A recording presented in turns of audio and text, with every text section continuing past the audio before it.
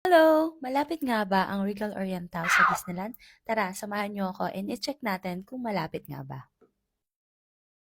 Okay, let's go. So, paglabas natin ng Regal Oriental Hotel, punta tayo sa Songwon Toy Station. So, lakarin nyo lang yan, like 10 minutes lang yan from hotel to the station.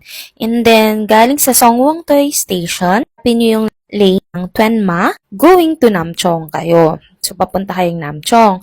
Pagdating nyo ng Namchong, yung station na, so, yung lane na Tongchong, then hanapin nyo yung Sunny Bay Station. Yun yung bababaan nyo, yung Sunny Bay Station. Again, Namchong Station to Sunny Bay Station. Pagbaba nyo ng Sunny Bay Station, baba lang kayo doon, parang 6 minutes lang yan.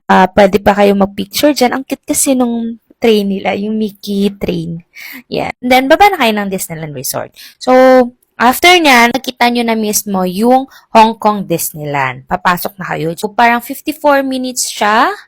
Yun yung estimated time ng travel nyo from Regal Oriental Hotel to this. Hope it helps sa pagde-decide nyo kung saan kayo magbubook ng hotel. Use my Klook code to get 5% discount in booking your hotels and activities, Klook Luries. And for Agoda naman, Agoda Hotel, 10% discount, Agoda Luries. And for activities, Agoda Luries B.